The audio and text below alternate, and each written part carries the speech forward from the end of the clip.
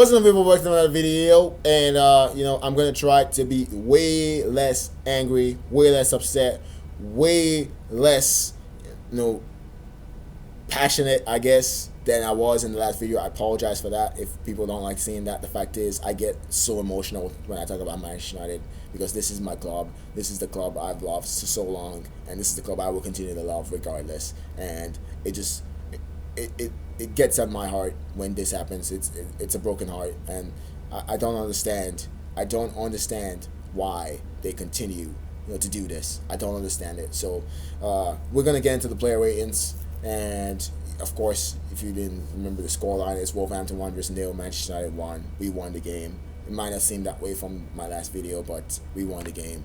But at the end of the day, we're just gonna get into it.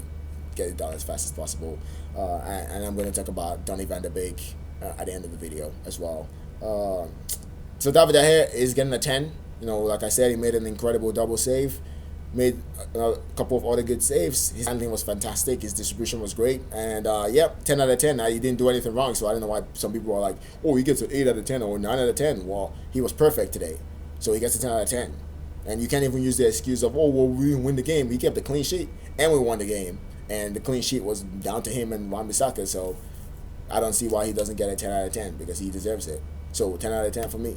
Wan-Bissaka gets a 7. I alluded to it. He made a goal line saving clearance and saved us the point. I think he scored really low against Southampton because he didn't really offer us much. And the only reason he scores only 7 is because he didn't really offer us much going forward. But then that wasn't much of his fault because he had Dan James there instead of Jadon Sancho, who we should be trying to build a partnership with right now. But somehow Sancho was playing on the left and Dan James was back in the team because that's what we do. We could have let Pogba out on the left where he's got 5 assists from 2 games. We could have left. Put Sancho on the right where he belongs, where we signed him for all that money, over £70 million for. We could have put him out there, and we could have put Van de Beek in midfield, but no, Van de Beek cannot afford to play a single second because Van de Beek is not good enough. But Fred and Dan James are, apparently. Maguire gets a 6. Didn't do anything really wrong. Again, kept a clean sheet. Just, I'd say, average performance from him. The captain, the leader, didn't really do much of captaining or leading today. Again, he's the one that they claim is the silent leader. Didn't really see much of leadership from him. At the end of the day, I'm going to give him a 6 out of 10. Again, if you don't know, 6 out of 10 is average. 6 out of 10. Varane gets a 7 out of 10. Made some blocks, made some interceptions, looked sharp. At some points, he was outjumped for the Roman size header that led to the double save from David De Gea. But I think that was his only really shaky moment. Apart from that, he looked pretty good. Made some good blocks and some good timely reading of the game. It's amazing what having somebody who isn't scared to attack the ball alongside Maguire can actually do for the team. He won a couple of headers into from crossings to the box as well, from corner kicks. Won them dominantly. So, 7 out of 10 for me. Luke Shaw, I give a 5 out of 10 because, like Wan-Bissaka, it didn't really offer us much going forward, but it didn't make a giveaway saving clearance now, did he? So, automatically, it was a below par performance from Luke Shaw. It wasn't average. It was actually below average. Expect a whole lot more from him as well than I even do from Wan-Bissaka, and I think Wan-Bissaka had a better game than him, notwithstanding the block as well. So, I'm going to go with 5 out of 10 for him. And then we get to the main man, the man of the moment, Federico, as he is called by FIFA, and he might as well have been playing FIFA because he was tragic today. He was tragic today, and I don't know how he survived the game. I don't know what this manager believes that he's doing or thinks that he's trying to prove to anybody by playing Fred this much. Maybe he's sending a message to the board that they need a CDM, or maybe he's just being a smug, as he always seems to be. Instead of, like I've always said, I think about him as somebody who would rather be right than win games. That's just how I think about Ole Gunnar Solskjaer, and he continues to prove me right. He continues to prove that that's the kind of manager he is, and that's the kind of mentality he has. And there's not much to say about it. The fact is, that's just the kind of guy, the man he is, I guess. And whatever. 2 out of 10 for Fred. Shocking. Absolutely shocking. Trincao put him on his backside. Traore had him a couple of times. He couldn't pass the salt. Couldn't get himself up the field without doing something stupid. Had a good shot in the second half. That was the only positive thing he did. And I had like one other tackle where he made where I think Traore was up bounds and he made a good tackle and made a good pass to get us forward up the field. Those were the only positive things he did. So he gets a 2 out of 10. He gets a 2 out of 10 really because he's not the one who picked himself. And we're going to get to the guy who picked him at the end of this. Then we got Pogba, 5 out of 10 as well. Same thing with Shaw. I expected more from him. He didn't really offer us much. Shouldn't have been taken out of his position, the position that he's been asked to play this past few weeks. Just to accommodate Dan James in the team. I don't know. Shouldn't have been taken out of that position. He was. At the end of the day, he didn't really offer us much in midfield. He had a couple of really good passes, but we expect more from Pogba at the end of the day, and he didn't really provide it. So yeah, 5 out of 10. Dan James, 3 out of 10. Better than Fred, or not as cataclysmic as Fred, but still pretty cataclysmic himself. Didn't offer us much anything actually going forward. Had a couple of times where he hit the ball line and he couldn't cross the ball. That's just somebody who can cross it, his T's. I was saying during the game, Dan James probably, like, a lot of times if he was writing an essay, he would have like so many L's. He would have so many L's on his sheet, and he'd have like lag lean, and the teacher would be like, why do you have lag lean? And it's like, oh, that's tagged him because he can't cross his T's, because he can't cross anything. He can't cross, if he could be. It could be Jesus Christ and he'd still be terrible at crossing. That's just how it is. So, Dan James, 3 out of 10. Not much to say after that. At the end of the day, he shouldn't have started. He, like I said again, just like Fred, he didn't pick himself. So, yeah, 3 out of 10. Fernandez, 5 out of 10. Same reasoning for Pogba and Shaw. You expect more from him. He was a non-entity. He got himself booked for no reason at all. I don't know why he continues to complain. You're not the captain, bro. You probably should be the captain, but you're not the captain. So you can let the dream go. The fact is you're not the captain. So you can't continue to complain to the referees. And he was on the ground too many times. A couple of times were justified in my opinion, but other times he just had to get on with it, to be honest with you. And I think he got too interested in the banter and all that, because so many Wolverhampton Wanderers players are Portuguese, and he forgot that he was playing the game. And at the end of the day, 5 out of 10. Sancho, 5 out of 10, same thing. Didn't really offer much going forward, but at the end of the day, I'm not going to give him a low score because he, first of all, was played out of position, and then he was brought into position in the last few minutes at the end of the day, and I just don't get it. I just don't get why Dan James was playing out in the right wing. We spent all that money on Sancho. Why are we still playing Dan James? No, that was the justification for Dan James playing. We don't have a right winger, even though we had Diallo last season. But now we have Jadon Sancho, who we spent all that money on, and Dan James is still playing on the right. So the more things change and more they stay the same. What a shock! This manager not making changes. What a shock with that one. And Mason Greenwood, he gets a 6. He scored the winning goal, but at the end of the day, he didn't really offer much, to be honest with you. Didn't really do much in the game. I guess I should give him a 7 because he scored the winning goal, but at the same time, it was average today. So yeah, I'm gonna go with a 6, to be honest with you.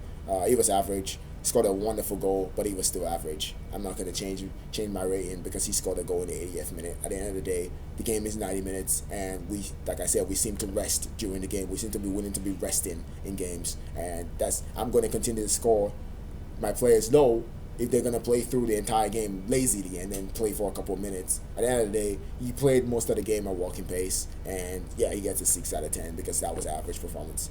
Cavani, Martial, and Dallo, the substitutes, they all get 5s. Didn't really offer much. When they came on, Cavani had more time, of course, than Martial and Dallo. Dallo came in and got himself a yellow card, so he gets a 5. Just for that, he probably would have got a 6 if he would just not done that, but he gets a 5. Martial gets a 5 as well. Didn't really notice him in the game until I realized that there was somebody in. Sancho wasn't in there and he was there, so yeah, he gets a 5. And Cavani didn't really offer much going forward. Wasn't really an element in the game. Wasn't really an entity in the game. So yeah, 5 out of 10. And that's it. That's it for the players or the fans. Again, the Wolverhampton Wanderers fans were much louder than the Southampton fans were last week. So we didn't really hear the United fans that much, but they did render some songs about Ronaldo. They had a play like a what's it called, cutout of Ronaldo as well. Sang some songs about him. They were loud enough for me to hear that, so I'm going to give them a 10 out of 10. Fans always get 10 out of 10, especially other way fans, because they are the ones that usually go out there and they always putting in that support. Even when they saw such a tragic performance by United, they still were singing, they were still in good voice, they were still in great spirits.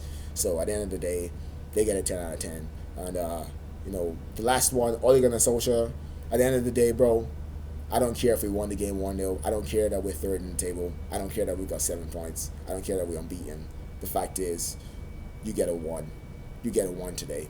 Because you continue to pick Fred and James. You continue to act like you're some kind of big shot. You took Pogba out of the left side just to put James in the team because, you want more protection for Wan-Bissaka.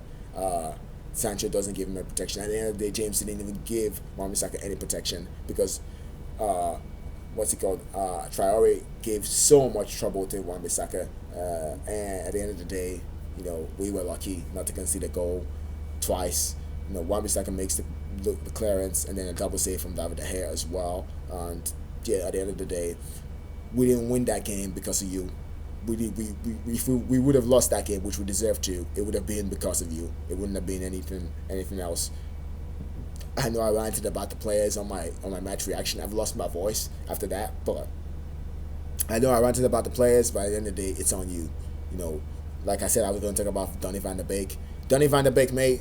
If you ever see this, I don't know if you are, or if you ever see a clip or anything, you've got to leave Manchester United, mate. You've got 48 hours. You have to get to your career back on track. You got to get yourself back in the market. You got to get yourself back in that Dutch team. You probably are still going to be in the Dutch team, to be honest with you. But you got to get yourself back in the eyes of the world. You have to get yourself back because your reputation has been destroyed and you have to go. You have to leave this club. They don't want you.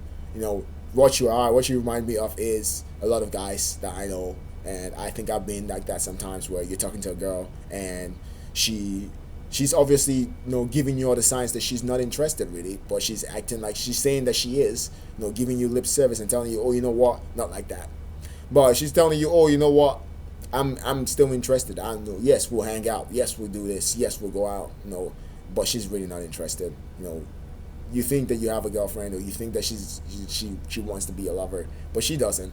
And at some point, you're gonna have to smell what the Rock is cooking, and take the hint and realize that it's not gonna work out between you two. And Van de Beek, the girlfriend in this situation, is Manchester United and Ole Gunnar Solskjaer.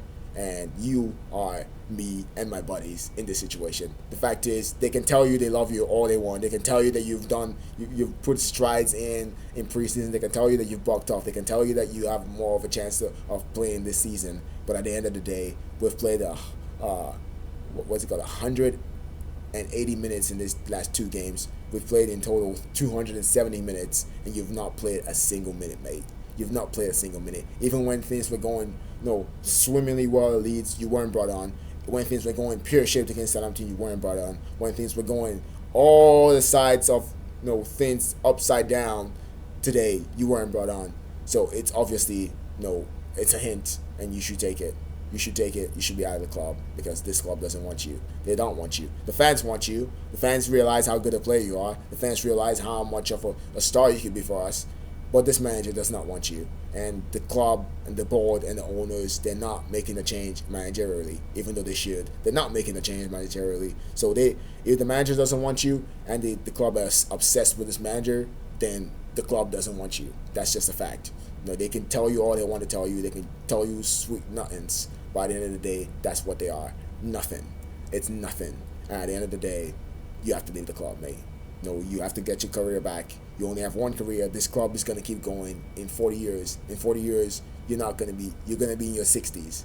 And this club is going to still be going strong as ever. That's just how they are. There's no such thing as, I want to stay and fight for my place, because you're not getting a fair shot at fighting for your place. So what's the whole point of sitting there going, I'm going to fight for my place? You can't fight for your place if you don't get a chance. The fact is, you're not going to get a chance. And yeah, it's time to go. It's time to leave thanks for trying. Thanks for being here. Thanks for being loyal. Thanks for all the effort you put in last season to try and get in the team, and this season, in preseason to try and bulk up or get yourself ready for the Premier League, whatever that means. Since Fred and James are somehow ready for it, but you're not ready apparently, even though you're Netherlands international and you actually did play in the Champions League semi-final, which is something Ole likes, semi-finals. I guess that you even lost it too, which is something you would think he would love, but apparently you're not good enough. At the end of the day, that's what it is. Not much to say. Love for David De Gea, of course. I always was somebody who agreed that Dean Henderson deserved to get a chance and deserved to prove that he could displace David De Gea last season. And the fact is, he didn't prove that. The fact is, David De Gea proved that he's the best and he's our number one, like I said. And that's just the fact. That's it, really. I'm gonna be out. I'm sad, even though we won today. It is an international break. I'm happy that we getting this time off. Next weekend, no Manchester United. I'm so happy about that. Yeah, I'm gonna be out. Thank you for watching this. Like, share, and subscribe. Again, hopefully my voice carries loud enough for you guys to actually hear what I've been saying this whole time, because I kind of lost my voice here. After that last video. I'm gonna be out. Have a great week, everybody. Enjoy your weekend without Manchester United next week, and I know I will. And I'm gonna see you all later. I don't know if I'm going to be posting any videos, maybe videos or reaction to my predictions, which were actually quite tragic this week. We're going to go over all of that, and obviously a review of the matches as well. We're going to go over, and those are probably going to be the only two videos I produce until maybe I think my next video after that will be my phone review video, which should be coming out sometime this coming week. I think that will be my next video. That might be my only video for a while, because I'm going to start learning how to edit and learn how to get a better lighting, and of course I'm going to have a better camera as well with my phone coming in. And that one video might be my last video without a decent quality video, because I'm still going to shoot it with this camera, because I'm going to be looking at my new phone. So yeah, your boy's gonna be out. This has gone for almost 20 minutes for no reason at all, other than the fact that I kept rambling, because I'm so frustrated and I'm just trying to console myself. Can't believe I'm this sad. We won the game actually, and we kept the clean sheet. I'm waiting top 4, but all that pales in comparison, because you can't win the league. You can't even challenge for the league playing like that. I know it's LA does, but the fact is you cannot challenge for a league title playing like that. And yeah. This season might already be a wash, but I'm going to be out. Thank you for watching. I'm out. Peace.